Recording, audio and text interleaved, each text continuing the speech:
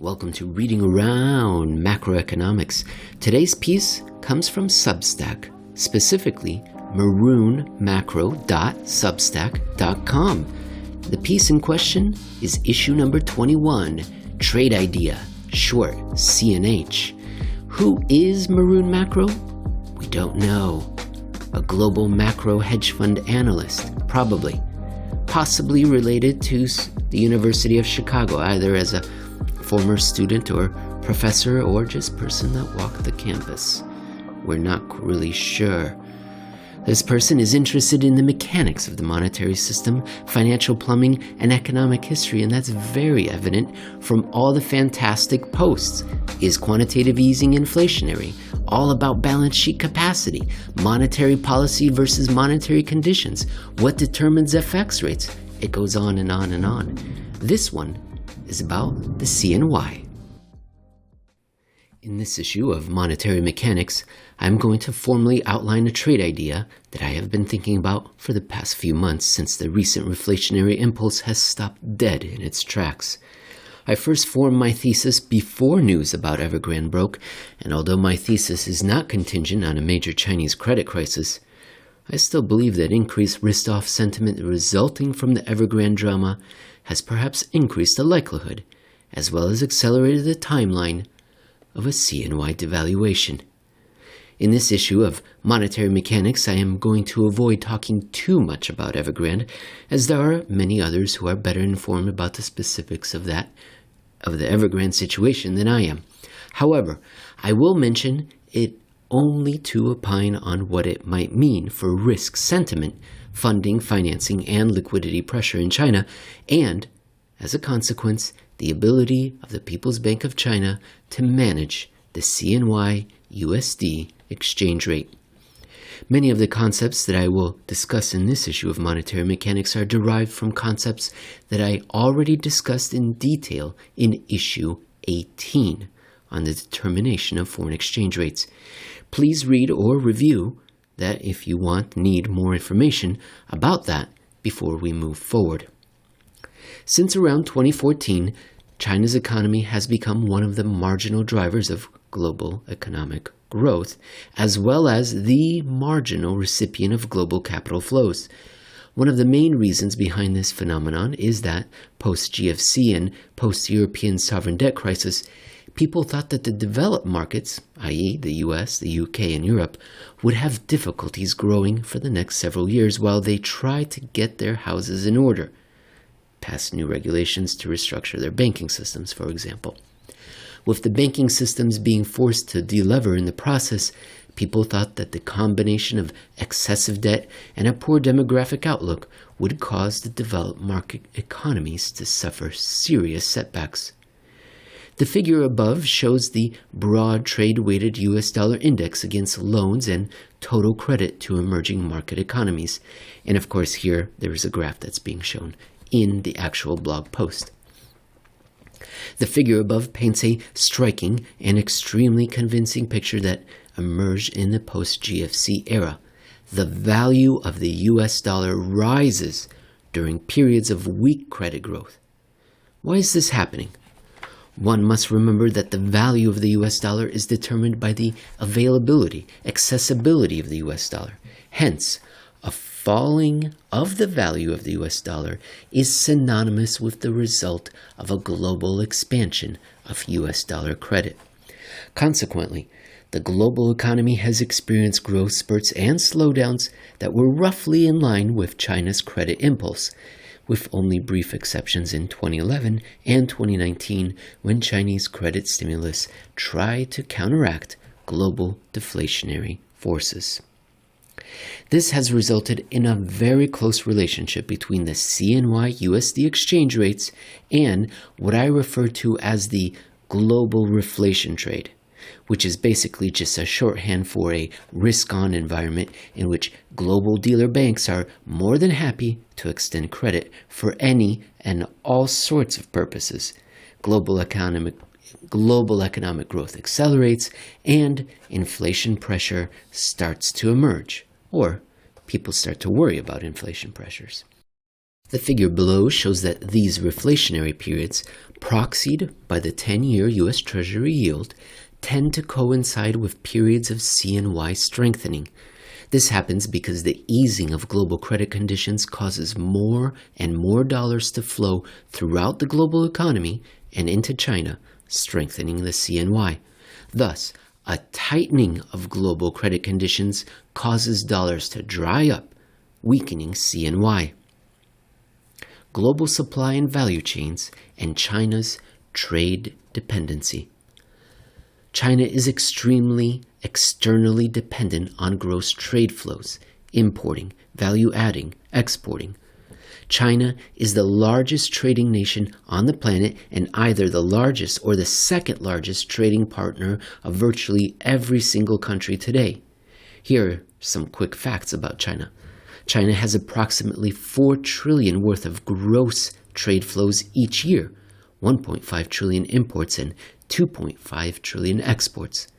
Gross trade, imports and exports, is approximately 35 to 40% of China's total GDP, making China one of the most, if not the most, active trading nations on the planet, both in absolute terms and in relative terms, relative to the size of its GDP. Of these gross trade flows, a whopping 70 to 80% are dollar denominated, while only 20 to 30% are yuan denominated. Manufacturing and importing-exporting are very finance-intensive businesses. Unless outflows perfectly match inflows and payments seamlessly occur on a T+0 basis, in other words, same-day payment settlement, businesses must depend on various forms of short-term credit in order to facilitate the efficient flow of goods and services. The provision of this short-term credit is done by banks at both local and international levels. On the one hand, importers generally need dollars to buy goods from international markets, but often sell goods into local markets for local currency. Naturally, importers have a constant demand for dollars and supply of local currency. On the other hand, exporters generally need local currency to buy factors of production from local markets, but often sell goods into international markets for dollars. Naturally, exporters have a constant demand for local currency and a supply of dollars. While China has been trying to decrease its dependence on the dollar, its efforts have not been successful so far, evidenced by the large percentage of gross trade flows into and out of China that is still dollar-denominated. These imbalances tend to be obscured on a net basis because the dollar short position of the importers is counterbalanced by the yuan short position of the exporters in such a way that the overall currency mismatch for the entire country seems small to the casual observer, or it is believed that there is a perfect and smooth dollar flow to importers from exporters. However, we have witnessed an example of this fallacy before, in issue 18 of Monetary Mechanics, in which European banks acquired dollar-denominated assets using U.S. money market fund wholesale funding and built up large gross positions that were eclipsed by a deceptively low and stable net exposure. In today's globalized world where supply and value chains have become increasingly complex, there is an interlocking system of payables, receivables, and credit that acts as the glue that holds the world economy together. Because funding needs grow at the square of the length of supply and value chains, financing needs grow rapidly and remain high. The value of the U.S. dollar not only has immediate implications for financial market participants, but is also intimately tied to the needs of the real economy, acting as the linchpin that holds the financial and real economies together. What this means for China, as an extremely trade-dependent economy, is that its ability to function effectively hinges on its ability to source and continually attain dollar funding financing. There is no possible way for us to know how big China's dollar short position precisely is. However, we can estimate its size based on a couple of facts. we know approximately how dependent China's economy is on global trade. We know approximately how much of China's trade flows are USD denominated, and we know that about 50 to 60% of China's foreign exchange reserves are USD denominated. In addition, we also know that ever since the fiasco in which China lost 1 trillion of FX reserves back in 2016, China has been using its state-owned banks to intervene in the FX market on the People's Bank of China's behalf to stabilize the currency in a way that will not show up on bank balance sheets. However, this tactic can only last so long.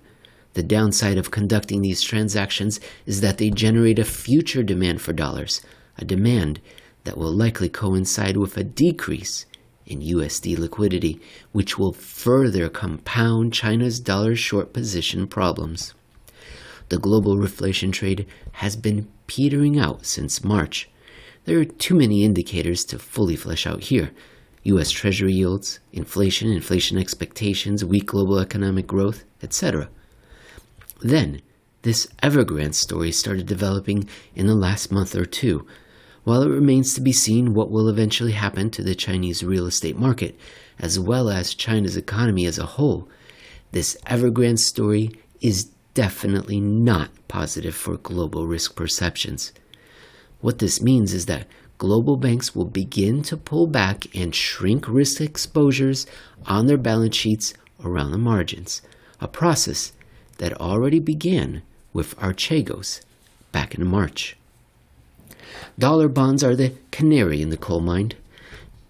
While we cannot directly observe the Chinese state-owned banks' FX swap forward activities, we can, however, indirectly observe the Chinese state-owned banks' increasingly expensive access to USD funding financing. Because 50 to 65% of the People's Bank of China's assets are FX reserves, and most of those FX reserves are dollar denominated, offshore USD illiquidity puts significant pressures on domestic monetary conditions, consequently cascading into tightening domestic credit conditions, both USD and RMB, throughout the entire Chinese economy. This is the reason why there has been much desperation from Chinese officials to increase credit and M2 recently.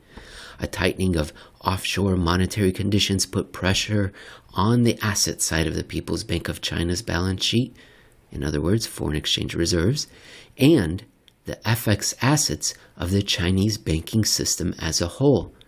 This is because a tightening of offshore monetary conditions is equivalent to financial market participants taking USD out of China, in other words, selling CNY and buying USD, or the tapering of USD credit to Chinese banks and businesses, which is, again, taking USD out of China.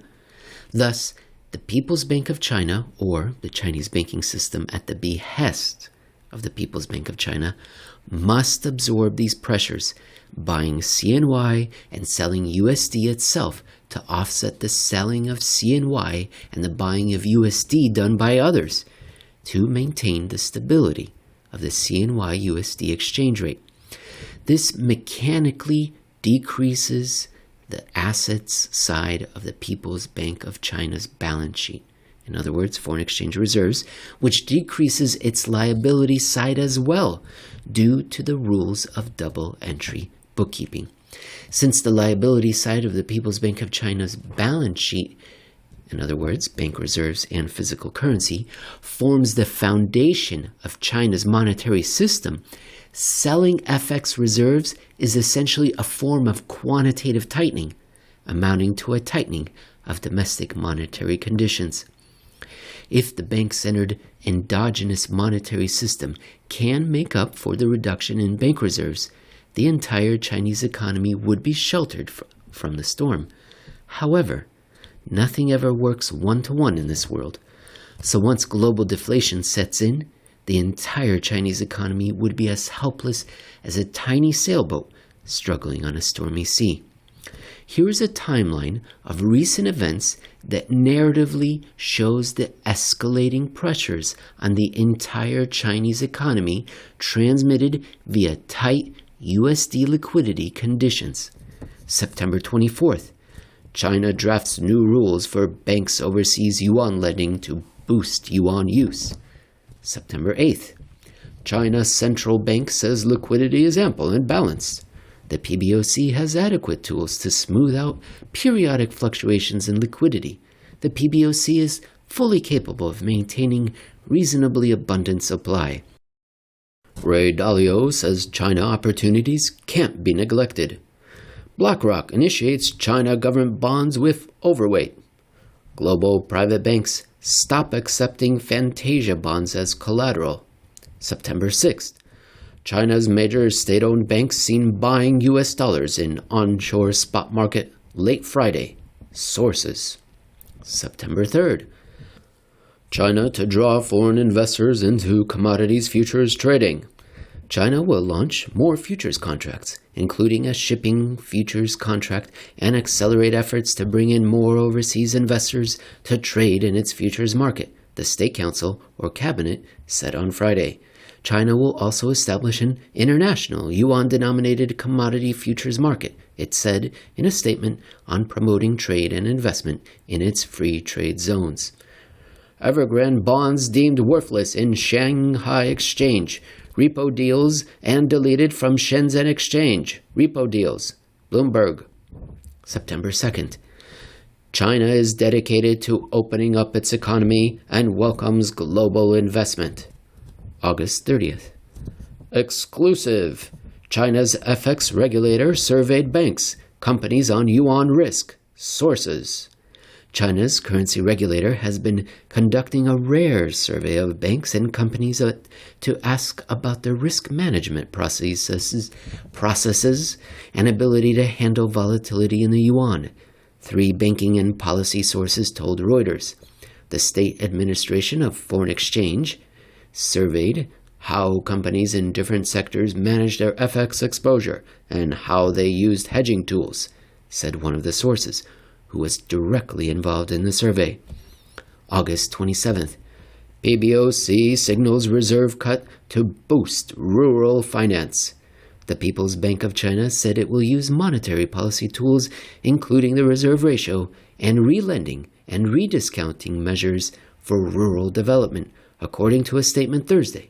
That fueled speculation of a targeted RRR cut, possibly as soon as Friday. August 26th. Amid uneven recovery, PBOC urges banks to lend more. August 24th. PBOC said in a recent meeting that more efforts are needed to keep steady credit growth. Many believe that indicates it's concerned about weak credit demand, as economic recovery loses momentum and is likely to take actions to loose credit condition.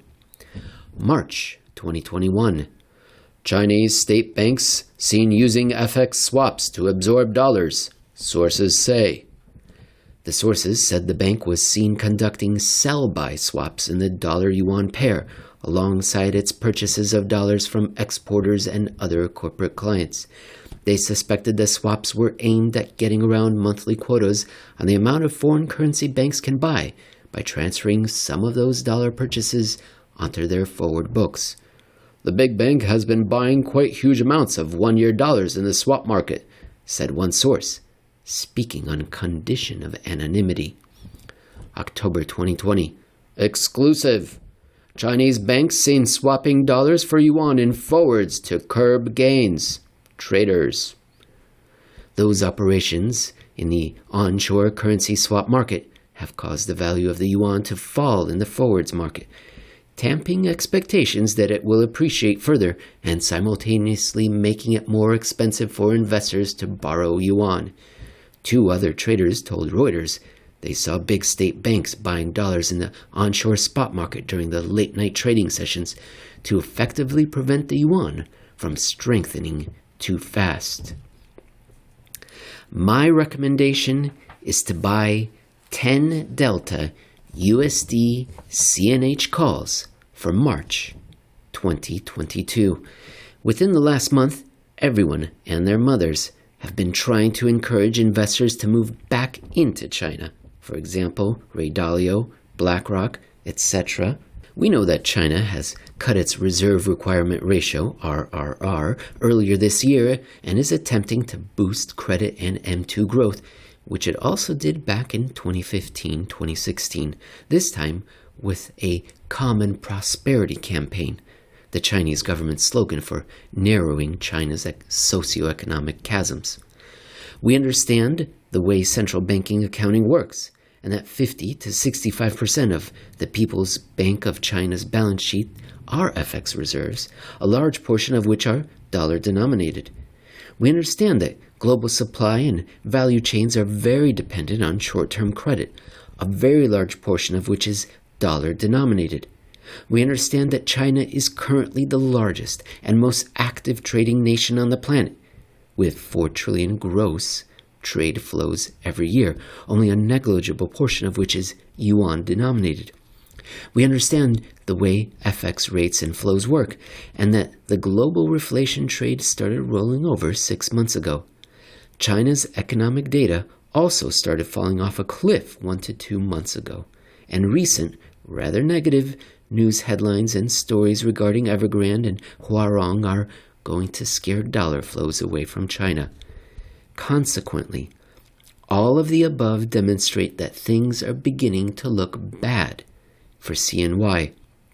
If you can, double-check with your sources at the Bank of China and focus on the timing of their FX swaps and forwards. We can see that the Chinese state-owned banks have forwards rolling off between 1 to 6 months from now. In other words, there will be a very large demand for dollars over the next 1 to 6 months. My Chinese friends sent me a recording of a recent speech that a People's Bank of China governor gave at a Chinese business school, and what he says further confirms my views.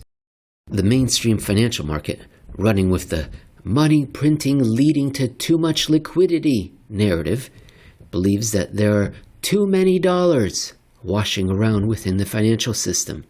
Zoltan Pozar of Credit Suisse went on the Odd Lots podcast earlier this month, and what he says confirms the same.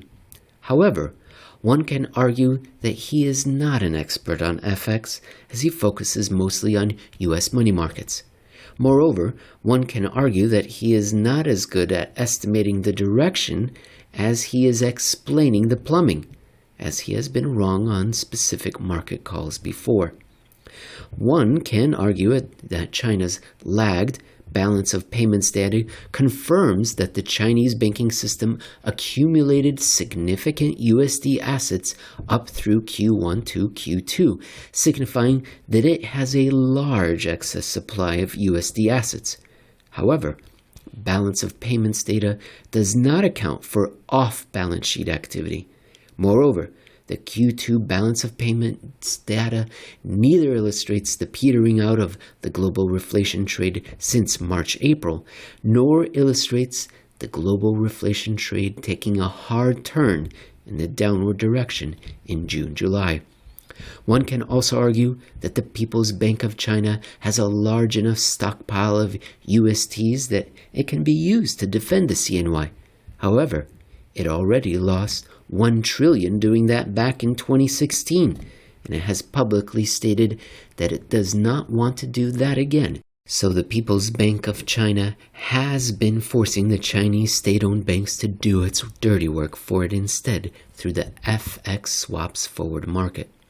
In a last-ditch attempt to defend the CNY, however, the People's Bank of China can go to the Federal Reserve to repo its USTs to try to weather temporary dollar shortages, as the Federal Reserve just made the Foreign and International Monetary Authority's repo facility permanent a month ago, perhaps in an intentional move.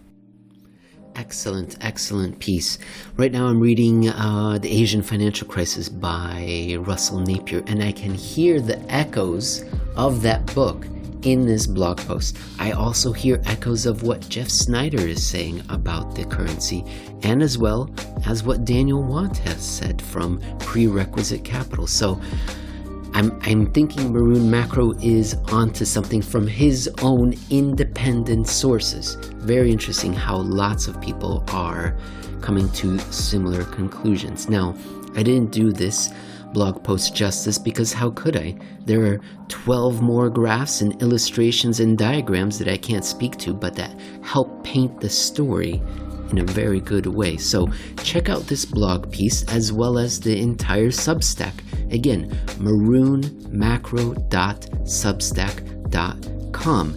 You can also find Maroon Macro on Twitter. He's at Maroon_macro.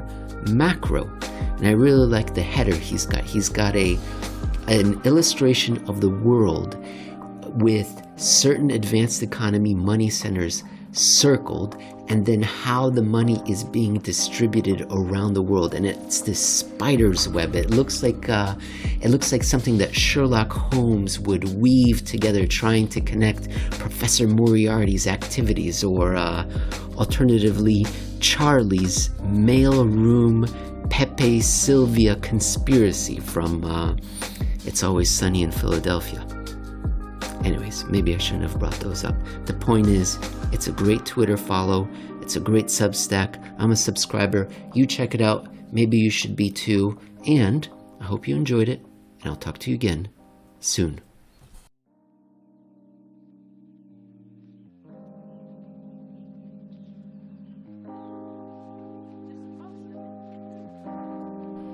The information provided herein is for informational and educational purposes only. It should not be considered financial advice. You should consult a financial professional or other qualified professional to determine what may be best for your individual needs. Monetary mechanics does not make any guarantee or other promise that any results may be obtained from using the content herein. Ladies and gentlemen, no one should make any investment decision without first consulting his or her own financial advisor and conducting his or her own research and due diligence. Of course, don't forget that to the maximum extent permitted by law, monetary mechanics disclaims any and all liability in the event any information, commentary, analysis, opinions, advice, and/or recommendations prove to be inaccurate, incomplete, unreliable, or the result of any investment or other losses. Content contained or made available herein is not intended to and does not constitute investment advice, and your use of the information or materials contained is at your own risk.